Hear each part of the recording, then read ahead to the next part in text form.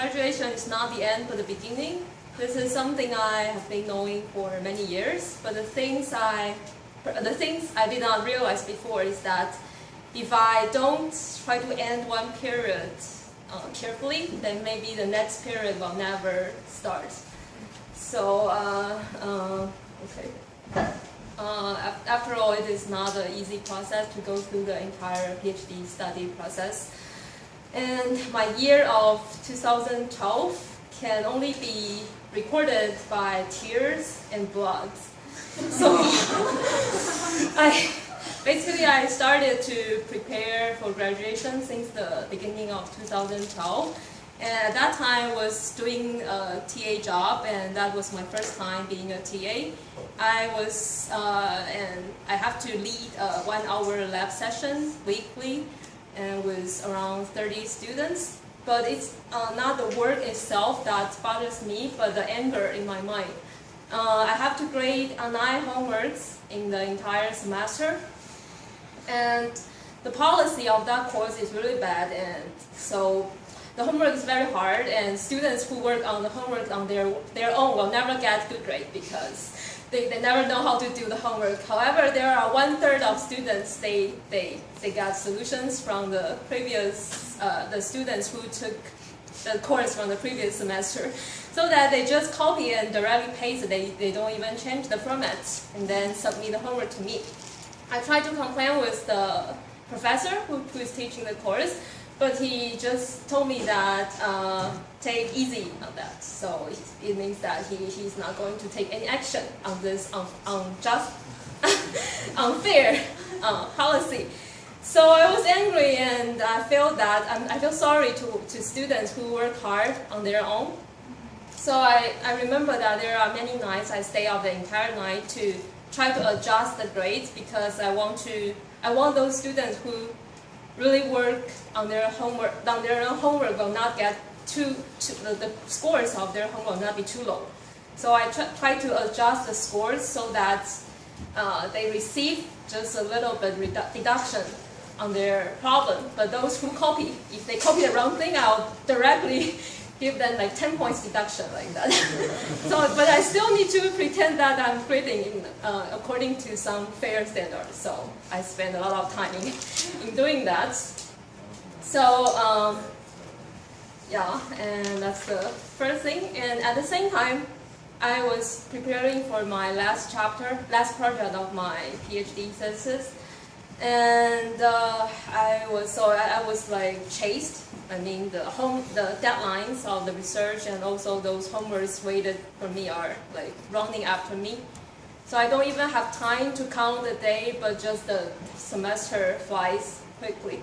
And then luckily, in April, my advisor initiated a conversation regarding the arrangement of my prelim exam. And then so I need to prepare for a proposal for my prelim exam. And one day, my advisor criticized my writing. Like, he pointed out one sentence and asked me what's the meaning of that sentence. And I burst into tears immediately because actually I have revised that sentence for many times, and I don't really know, like, with my ability, how can I improve the sentence, and how do I make him understand it? So I burst into tears immediately, and I couldn't stop crying during the entire meeting. And then initially it was because of the anger, but then it just becomes of the shame that, oh my goodness, I'm crying in front of my advisor. That's unbelievable, and I cannot stop crying for the entire day.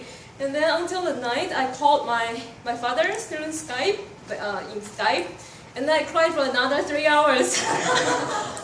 Because I feel, oh, what can I do that I cry in front of my advisor? And what would he think about me? He would think that I'm so weak, my mental condition is not strong enough to handle all those events.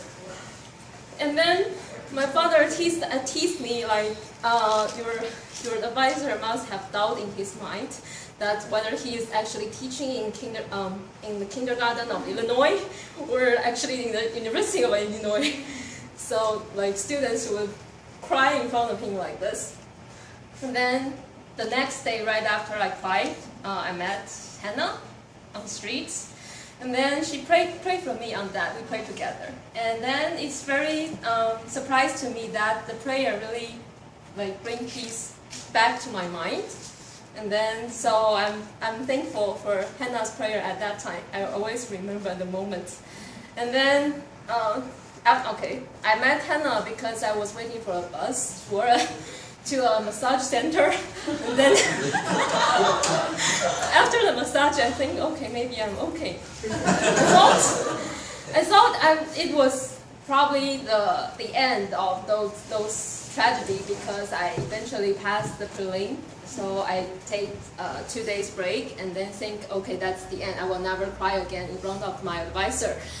Yet that's not the end, but just the beginning of the most terrible semester.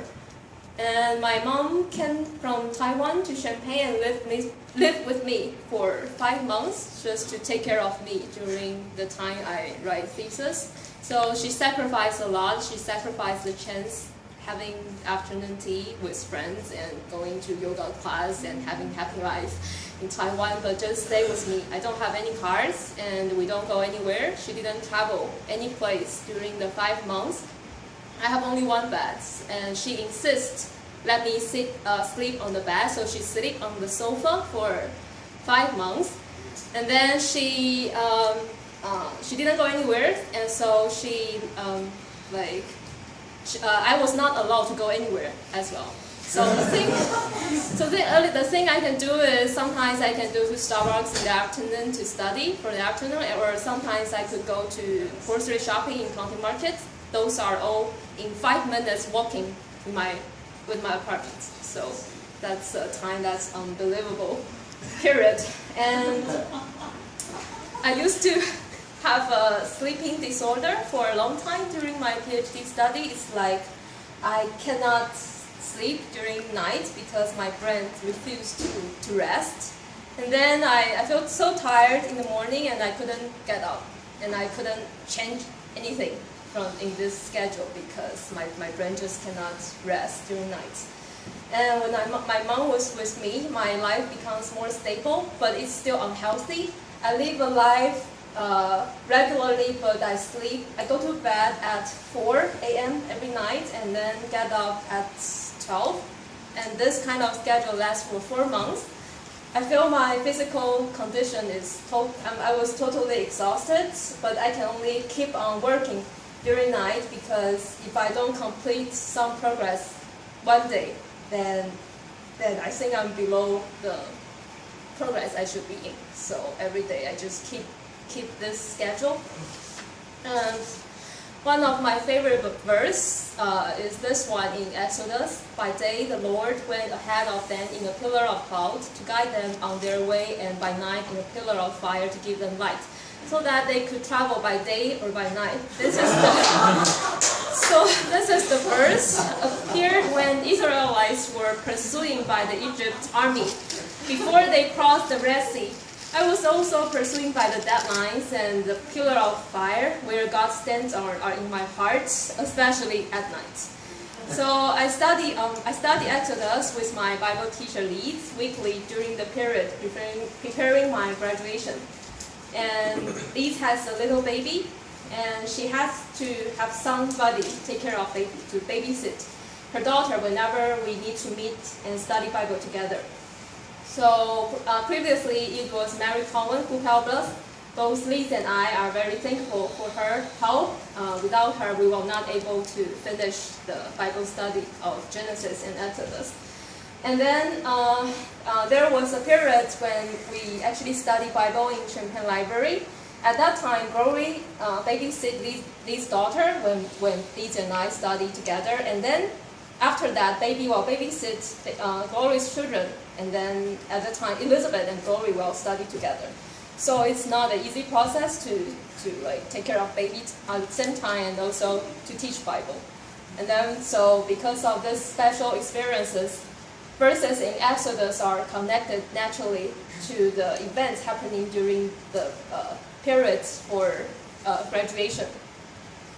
The Amalekites came and attacked Israelites at Rephidim. Moses said to Joshua, "Choose some of our men and go out to fight the Amalekites. Tomorrow I will stand on the top of the hill with staff of God in my hand." And Joshua overcame the Amalekites' army with the sword. So I learned this verse like not too long before my defense. I feel like I'm like Joshua, who has sword in my hand. I'm always care too much on the sword on my hand, because if the sword is not sharpened, I might be killed immediately by the enemy. But but there are many people standing on the top of the hill with staff of God in their hands and pray for me. Isam, Leeds, Hannah, Yejing. I'm really thankful for their prayer. Without their hands and prayer, I was never able to overcome the enemies. And so my defense was held on November 16th, and the date was kept as a secret from anybody, because I think that's a big war I'm going to attend, so I have to be alone. And that was almost the end of the fall semester last year. As I mentioned, that's a semester that's full of tears. And during the semester, I basically cry every week after I met with my advisor. There's no exception. The only difference is that either I cried in front of him, or I can tolerate it and cried back at home. So he criticized my writing, my English writing, my presentation, my research, my attitude, my knowledge on the technical things, and it's basically everything. So I was not a ready student, and maybe I'm not a talented student to my advisor. Our meeting was scheduled on Thursday weekly, and I basically cried over Friday and Saturday. I usually called my parents on Friday, and then I cannot stop crying and yelling. It's really silly because the pattern is basically the same every week. But I still cry and cried loudly and could not stop thinking. Should I quit? Should I give up? Am I on the right track? Maybe I should give up like this.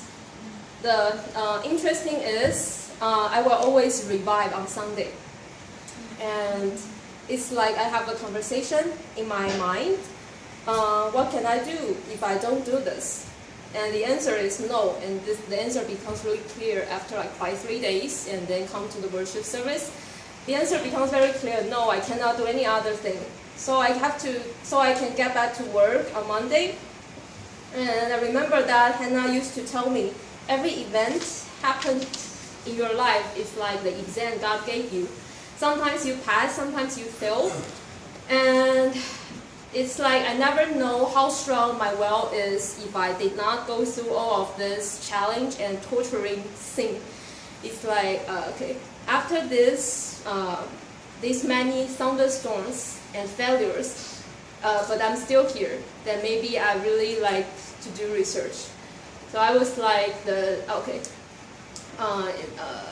this kind of goal is not made in the first 2 or 3 years of my PhD, and I did not know that I will one day be the past like I am right now.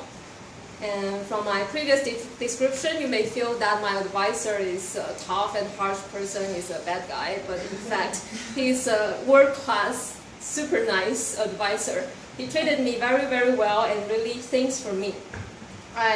When I was writing the acknowledgements included in my thesis, I cried the entire night and spent the entire night to finish one paragraph to express the thankfulness to him. And then when writing, I feel that I'm so narrow because he treated me so kind, but I never realized or I never returned in the equivalent amount. So I feel shameful on that and regretful. And then, after that, I deposited my thesis 2 hours before the deadline and then graduated in December. Even the Son of Man came to serve, not to be served. After graduating, this is not a victory at all, because I'm now the first year. I'm the freshman of the job markets, and this is an even more competitive environment. PhD is not victory, but a lot of responsibilities. Even now, I struggle and have doubts on my own every 2 weeks in average. And I thank Yejing for encouraging me to share today. And I think every PhD student's life are not easy, though they don't express by tears. They may express in other ways. And I hope that I hope they all the best and pray God be with them by day or by night. Thank you.